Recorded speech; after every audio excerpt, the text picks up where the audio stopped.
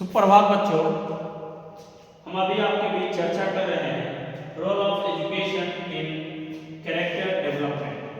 अभी तक हम आपके बीच चर्चा कर चुके थे डेवलपमेंट ऑफ गुड हैबिट्स के छात्रों के अंदर अच्छे आदतों का विकास होता है। और अच्छे आदतों का विकास इसलिए होता है कि अच्छी आदतों के माध्यम से उसके अंदर से बुरी आदतें समाप्त होती हैं, बुरे और सही दिशा में काम करने लगते हैं। चौथा हम आपके बीच चर्चा कर रहे हैं डेवलपमेंट ऑफ वर्दी आइडियाज के डेवलपमेंट ऑफ वर्दी आइडियाज के हम आप अक्सर देखते हैं कि छात्रों के अंदर उचित आदर्शों का विकास होता है। और छात्रों के अंदर उचित आदर्शों का विकास इसलिए होता है कि हम आप अपने जीवन के अंदर एक अस्थायी चाहते हैं। और अस्थायी इसलिए चाहते हैं कि हम आपके जीवन के अंदर हम आप जिसके साथ जैसे एक स्थिति और परिस्थिति अनुकूल हम जिसके साथ जैसा व्यवहार करते हैं वो मेरे साथ भी वैसा ही व्यवहार करता है।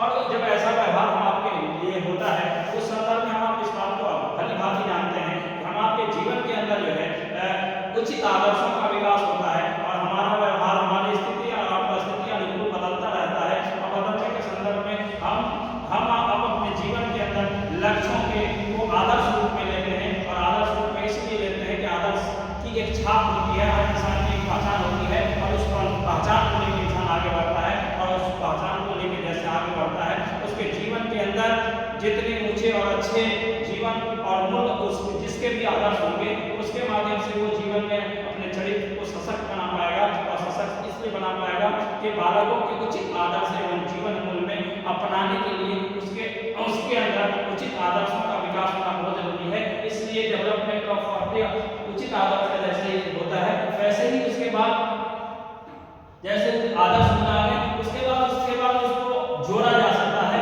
Organisation and development of proper sentiments के हम आपके जीवन शैली के निर्माण में बच्चों को जोड़ने की जरूरत है उचित वातावरण से।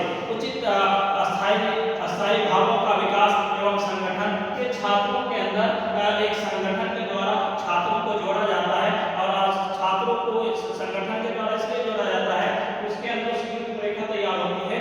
रूपरेखा तैयार होने के संदर्भ में उसकी जो समस्याएं हैं वो समाधान के लिए बदलती हैं। और समाधान इसलिए हो पाता है कि हम आप समाज में हो या समाज के बाहर हो, हम अपने स्वभाव के माध्यम से, देशभक्ति के माध्यम से, सामाजिक स्थायित्व के माध्यम से, बौद्धिक क्षमताओं के माध्यम से और सौंदर्यीकरण के माध्यम से हम एक दूसरे से जुड़ते हैं। और जैसे ही हम आप एक दूसरे से जुड़ते हैं वैसे ही हम एक दूसरे की चरित्र का निर्माण करने लगते हैं। और जैसे ही चरित्र का निर्माण करते हैं वैसे ही हम एक दूसरे की समस्या के संदर्भ में काम करने लगते हैं। इसलिए हम आप जहाँ होते हैं वहाँ से अपनी महत्वपूर्ण भूमिकाओं का निर्माण करते हैं। और जैसे ही महत्वपूर्ण भूमिकाओं का निर्माण करते हैं वैसे ही हमारे बच्चों के अंदर व्यक्तिगत तौर पर पूरा सम्मान किया जाना चाहिए। और सम्मान इसलिए किया जाएगा जब हम इंडिविजुअल व्यक्तिगत तौर पर बच्चों से जुड़ते हैं, व्यक्तिगत तौर पर एक दूसरे की समस्या का समाधान करते हैं। दूसरी चीज जो उससे होती है बच्चों के अंदर प्रतिदिन कुछ न कुछ कार्य करने की आवश्यकता होती है। और प्रतिदिन किसी बच्चे पर हम काम करने लगते हैं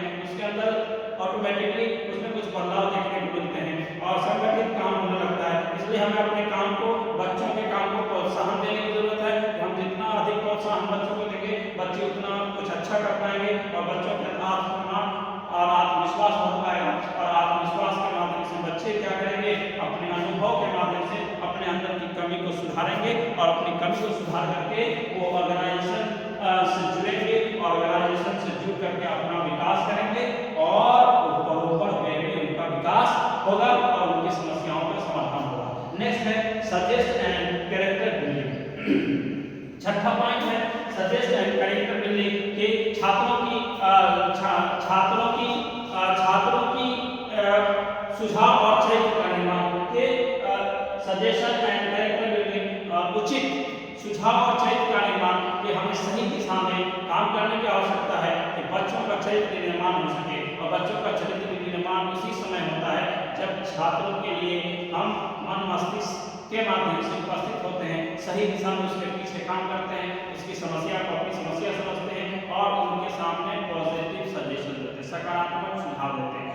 आप बच्चों को जितना सकारात्मक सुझाव दीजिएगा उतने अच्छे तरीके से छात्रों के अंदर बदलाव देखने को मिलेगा। और उचित सुझाव नहीं दीजिएगा उसके अनुकूल अगर सुझाव नहीं मिलेगा तो छात्रों को लाभ नहीं होगा, तो छात्र आपकी बातों में नहीं आएंगे। इसलिए सफलता पूर्वक हमें प्रयास करने की जरूरत है छात्रों को सही दिशा देने की जरूरत है और सही उसके निर्माण की जरूरत है और सही सुझाव देंगे तो छात्रों के चरित्र का निर्माण और उसका विकास होगा।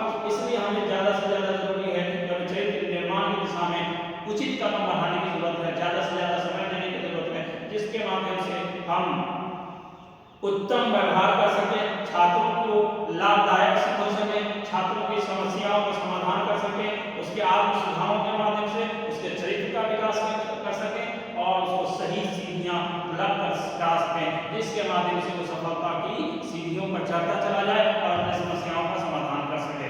नेक्स्ट है 7वां पॉइंट है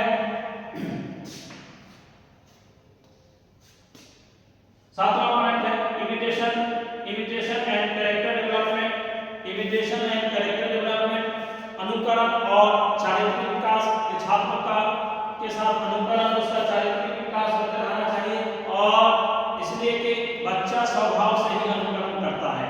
आप उसके साथ जैसा उसके माता पिता, उसके परिवार के सदस्य या परिवार के बाहर के सदस्य जितने लोग उससे जुड़ते हैं उसके साथ जैसा, या उसके अध्यापक उसके साथ जैसा व्यवहार करते हैं बच्चा वैसा व्यवहारिक बनता चला जाता है।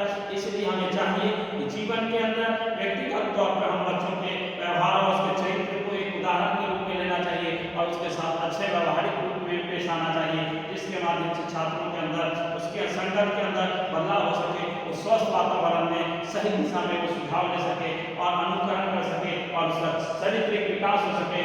चारित्रिक विकास जैसा हम देते हैं वैसा ही बच्चा मुझे लौटाता है, इसलिए जैसा उसके साथ हमारा उतना